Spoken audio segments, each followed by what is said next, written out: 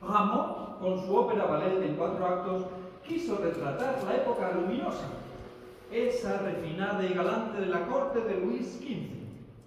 Nosotros nos hemos detenido en el acto 4, la danza de los salvajes. Concretamente en esta danza, titulada La Pipa de la Paz, como ritual de celebración dentro de nuestro solsticio musical, y con la energía aún resonando y siguiendo con los rituales, celebraremos el otoño con las melodías celtas. En esta ocasión, la subcéltica con melodías irlandesas, Danny Boy, o una conocidísima marcha compuesta por Brian Boru, rey de Irlanda, excelente intérprete de arpa, además de ser el patrón y promotor de las artes.